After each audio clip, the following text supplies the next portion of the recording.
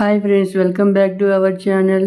ఈరోజు మనం లక్ష్మీ కటాక్షం కలగాలంటే మనం ఎలా ఉండాలో, లక్ష్మీదేవి అనుగ్రహం కొరకు మనం ఏ స్తోత్రాలు చదవాలో ఈ వీడియోలో తెలుసుకుందాం. లక్ష్మీ కటాక్షం పొందడం అనేది ధన, ఐశ్వర్యం, శుభత, శాంతి, సంతోషం వంటి అనేక శుభ ఫలితాలను పొందడానికి మార్గం. శ్రీ మహాలక్ష్మి అనుగ్రహం కోసం అనేక పద్ధతులు, ఆచారాలు, నియమాలు మన పురాణాలు, వేదాలు, వాస్తుశాస్త్రం, జ్యోతిష్యం మరియు ఆధ్యాత్మిక గ్రంథాల్లో పేర్కొనబడ్డాయి. లక్ష్మీ కటాక్షం పొందడానికి పాటించవలసిన ముఖ్యమైన పద్ధతుల గురించి తెలుసుకుందాం. శుభ్రత మరియు పరిశుభ్రత. లక్ష్మీదేవి శుభ్రతను ప్రీతిపడతారు. ఇంటి ప్రధాన ద్వారం, గుమ్మం, పూజా గది, కిచెన్, బాత్రూమ్ వంటి ప్రదేశాలను ప్రతిరోజు శుభ్రంగా ఉంచాలి.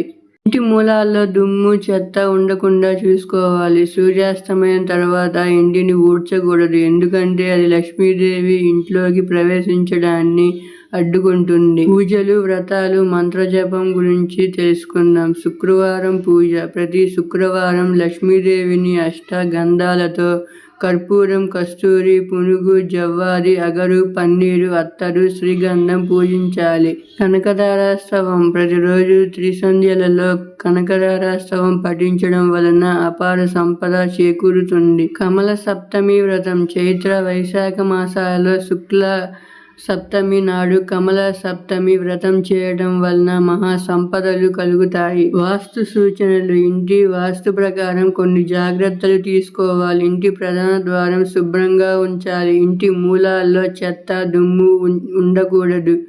బాత్రూమ్, టెర్రస్, బాల్కనీ వంటి ప్రదేశాలను శుభ్రంగా ఉంచాలి. సూర్యాస్తమయం తర్వాత ఇంటిని ఊడ్చకూడదు. సద్గుణాలు మరియు ఆచరణలు.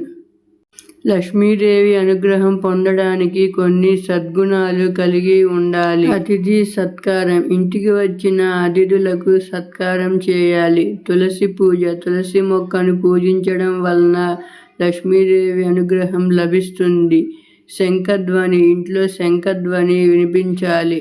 ఇల్లు కలకలలాడేలా ఉంచడం. ఇల్లు శుభ్రంగా, సుందరంగా ఉంచాలి.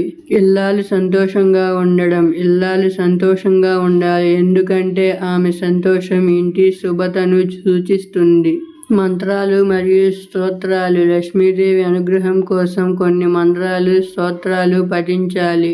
శ్రీ లక్ష్మీ కవచం. ఈ కవచం పఠించడం వల్ల ధన, పుత్ర, ఆరోగ్య, మోక్ష ప్రాప్తి లభిస్తుంది. లక్ష్మీ మంత్రం. ఓం శ్రీ మహాలక్ష్మియై నమః అనే మంత్రాన్ని ప్రతిరోజు జపించాలి. రాశి ఆధారిత మంత్రాలు. మీ జన్మరాశి ఆధారంగా ప్రత్యేక మంత్రాలు పఠించడం వల్ల లక్ష్మీదేవి అనుగ్రహం లభిస్తుంది. ప్రత్యేక రోజుల్లో పూజలు. ఆధ్యాత్మికంగా ముఖ్యమైన రోజుల్లో లక్ష్మీదేవికి ప్రత్యేక పూజలు చేయాలి. అక్షయ తృతీయ. ఈ రోజు లక్ష్మీదేవికి పూజ చేయడం వలన ఆర్థిక సమస్యలు తొలగిపోతాయి. ఉగాది తర్వాత వచ్చే శుక్రవారం. ఈ రోజున ఇష్టమైన దైవానికి అభిషేకం చేయడం ద్వారా ఆ సంవత్సరమంతా ధనానికి కొదవ ఉండదు. ఆచారాలు మరియు నిషేధాలు. లక్ష్మీదేవి అనుగ్రహం పొందడానికి కొన్ని ఆచారాలు పాటించాలి మరియు కొన్ని నిషేధాలు నివారించాలి. చెట్లను నరకకూడదు. చెట్లను నరికే వాళ్ళ ఇంట్లో లక్ష్మీదేవి ఉండదట. సూర్యోదయం సమయంలో భోజనం చేయకూడదు. సూర్యోదయం సమయంలో భోజనం చేసే వాళ్ళ ఇంట్లో లక్ష్మీదేవి నివసించదట. తడిపాదాలతో నిద్రపోవద్దు. తడిపాదాలతో నిద్రపోయే వారి ఇంట్లో లక్ష్మీదేవి ఉండదట.